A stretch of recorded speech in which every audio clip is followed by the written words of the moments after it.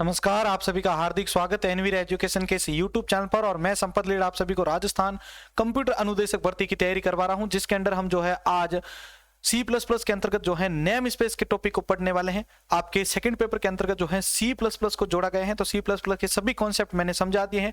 अब हम जो है कुछ एडवांस के टॉपिक जो है 2 या 3 जो एडवांस टॉपिक बच चुके हैं उनको डिस्कस कर रहे हैं। उसके बाद आप इस C++ की कंप्लीट पीडीएफ को बुक्स के साथ डाउनलोड कर सकेंगे। ठीक है, आज का वीडियो मेरे सभी साथियों को अगर अच्छा लगे तो प्लीज अपने दोस्तों के साथ इसको शेयर कीजिएगा। इसी प्रकार चैनल को सपोर्ट करते रहें, 10 के सब्सक्राइबर को पूरा करने के लिए हमारा सपोर्ट करते रहें। चलिए शुरू करते हैं आज की इस क्लास को। देखिए यहां पर नेम स्पेस होता क्या है आखिर। आपने बहुत जगह देखा होगा जब आप प्रोग्राम के सोर्स कोड देखते हैं किसी वेबसाइट से या कहीं से भी बुक्स के अंदर, तो वहां पर ज्यादातर आपको हेडर फाइल्स के नीचे यूजिंग नेम स्पेस एसटीडी लिखा हुआ दिखाई देता है। अब बहुत सारे जो है साथी ऐसे कंफ्यूजन में है कि आखिर इसका अर्थ क्या होता है, इसका यूज क्यों किया जाता है। इससे पहले एक और कंफ्यूजन लोगों को था कि लास्ट में हम रिटर्न 0 क्यों लिखते हैं, तो उसका भी मैंने जो है आपको बहुत ईजी वे में आपको समझाया था कि रिटर्न 0 जो होता है वो ऑपरेटिंग सिस्टम को ये बताता है कि ये जो प्रोग्राम के अंदर जो सोर्स कोड लिखे गए हैं, ये कोड लिखा गया है वो सक्सेसफुली रन हो चुका है, तो ये रिटर्न 0 ये काम करता है। तो इसी प्रकार से ट्रिक विद समझाने की कोशिश करता रहता हूं हमेशा। और आज आपको मैं पूरी की पूरी कोशिश करूंगा कि नेम स्पेस होता क्या है, इसको भी मैं इजी वे में आपको समझा सकूं।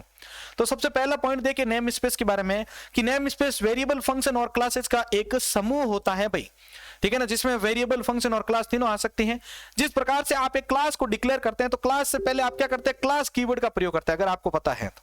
ठीक है ना, अगर आप क्लास का भाई आपने देखा होगा क्लास हम यूज करते थे क्लास ए, तो वहां पर हम क्लास का कीवर्ड का यूज करते थे। इसी प्रकार नेम स्पेस के लिए हम नेम स्पेस कीवर्ड का प्रयोग करते हैं। यहां पर ये दूसरा लाइन ये कहना चाह रहा है, अगर एक ही प्रोग्राम में एक ही वेरिएबल को 2 बार डिक्लेयर किया जाए तो वो डिक्लेरेशन का एरर दे सकता है, लेकिन नेम स्पेस वापस डिक्लेरेशन करते हैं अगर, तो उसका एरर नहीं देगा, ध्यान रखिएगा ये।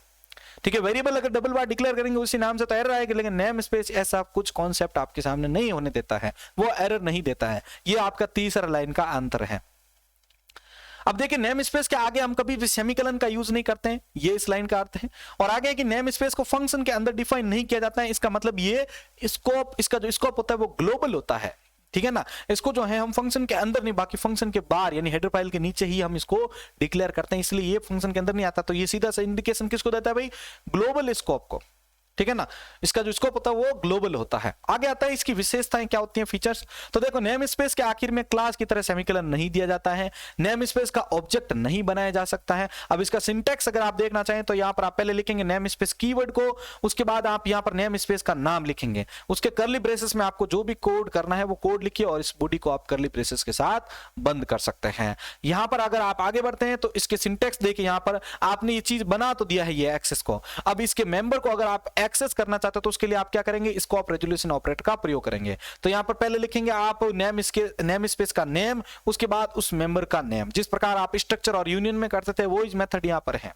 इसलिए मैं हमेशा बोलता हूं कि किसी कॉन्सेप्ट को अगर आप एक बार अच्छे से समझ जाओगे तो आप सभी जगह उसके कॉन्सेप्ट अगर वापस रिपीट होता है तो समझने में आपको प्रॉब्लम नहीं आएगी। या तो आप ये मेथड यूज कर सकते हैं, या दूसरा मेथड है कि आप यहां पर पहले लिखेंगे मेंबर और उसके बाद यहां पर उसके आर्गुमेंट की लिस्ट को। अब इसका एक सिंपल सा एग्जांपल है जिसको मैं आपको प्रैक्टिकली करके जो है टर्बो C++ के अंदर दिखा देता हूं। तो साथियों अब अगर हम इसको टर्बो सी के अंदर जो है अगर जाके ये नेम स्पेस वाला सिस्टम अगर इसके अंदर टाइप करते हैं तो यहाँ हमारे एरर आएगा। उसके पीछे रीजन आप चाहें तो खुद देख सकते हैं। इसका रीजन ये होता है कि जो टर्बो C++ होता है वो आपके नेम स्पेस को सपोर्ट नहीं करता है, इसलिए यहाँ पर मेरा जो प्रोग्राम है वो पूरा का पूरा एकदम करेक्ट मैंने यहाँ पर टाइप किया, फिर भी यहाँ पर ये एरर अपन को शो करता है। लेकिन यहाँ पर अपन का कोई एरर नहीं है, ये टर्बो C++ का एरर है। ठीक है ना, तो यहाँ पर आपको मैं बता देता हूँ क्योंकि टर्बो C++ जो होता है वो नेम स्पेस एसटीडी को सपोर्ट नहीं करता है। मैं कोशिश करूंगा आपके लिए कि जो मैं आपके लिए मैराथन क्लास लेके आऊं उसमें मैं कोई अदर जो आईडी होता है उसकी मदद से आपको इसको रन करके दिखाऊं। बाकी अन्य आईडी के अंदर ये परफेक्ट काम कर रहा है, मैंने इसको चेक भी किया है। ठीक है, तो मैं यहाँ पर आपको बता देता हूँ कि मैंने यहाँ पर क्या है कि एक नेम स्पेस बनाया है यूजिंग नेम स्पेस एसटीडी। अब मैं यहाँ पर 2 नेम स्पेस बना रहा हूँ, एक तो NS1 और एक NS2। इसके अंदर एक में मैं वॉइड शो फंक्शन दे रहा हूँ जिसमें मैं इंटीजर x को पास कर रहा हूँ। अब इसमें मैं क्या कह रहा हूँ यहाँ पर कि जो x का मान होगा वो a का मान होगा। ठीक है, अब यहाँ पर जैसे ये फंक्शन रन होगा, यहाँ पर शो को जब मैं कॉल करूंगा मेन फंक्शन में, तो यहाँ पर पहले लिखेगा, ये पहले आउट करेगा, सी आउट करेगा आपके नेम स्पेस 1, फिर a की वैल्यू को प्रिंट करेगा।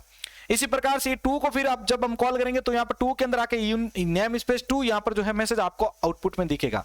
चलिए अब मेन फंक्शन के अंदर एंटर करते तो यहाँ पर मैंने ns1 यानी नेम स्पेस 1 के अंदर मैंने पास किया 6 किस में जाएगा भाई, x में। आगे हमने उसमें क्या बोला था कि जो x का मान होगा वही a का मान होगा, तो a का मान क्या हो गया 6 बराबर।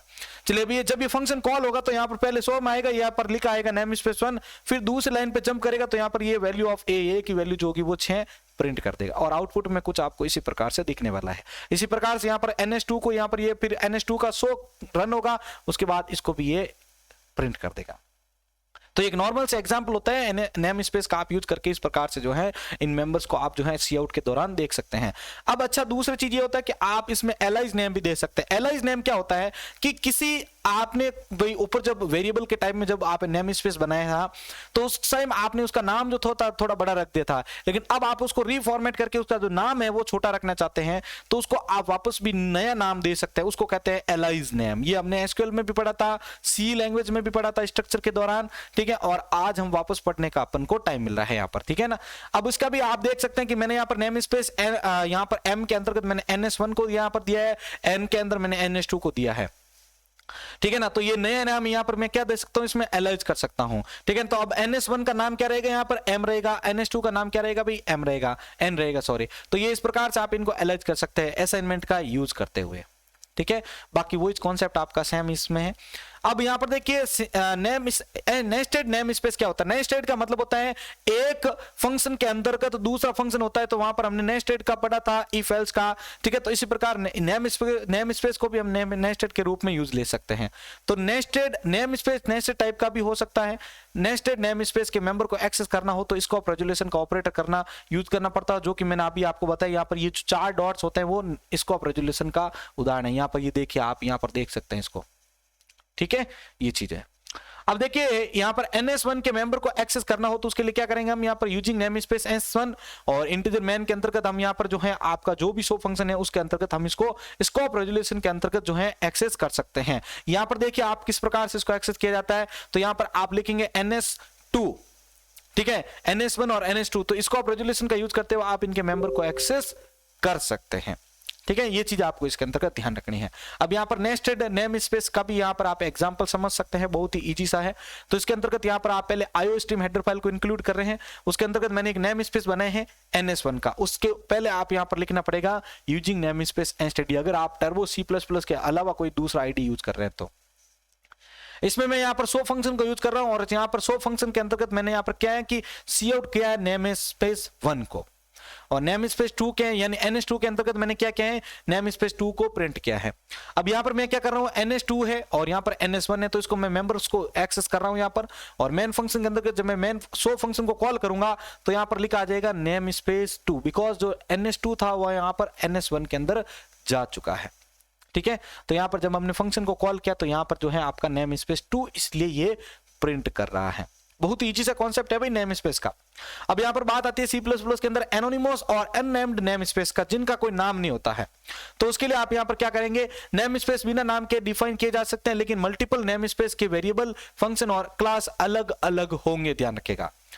अननेम्ड नेम स्पेस में ऐसा नहीं है कि उसे कोई नाम नहीं होता है, कंपाइलर की तरफ से उसे एक यूनिक नाम दिया जाता है। कंपाइलर जो होता है वो अगर हम कोई नाम नहीं देते तो वहां पर कंपाइलर जो होगा वो ऑटोमेटिकली उसको एक यूनिक नाम दे देता है। अननेम्ड का कैसे है सिंटैक्स, पहले यहां पर लिखेंगे नेम स्पेस, उसमें आपके जो भी कोड होते हैं बॉडी के अंदर वो आप यहां पर लिख सकते हैं, ठीक है। इसका सोर्स कोड अगर आप यहां पर देखना चाहें तो यहां पर देखिए यूजिंग नेम स्पेस एनस्टीडी है, और यहां पर मैंने नेम स्पेस का नाम इस बार नहीं दिया है, जो कि अननेम्ड है, ठीक है ना, जिसका कोई नाम नहीं दिया, मैं एनोनिमस टाइप का है।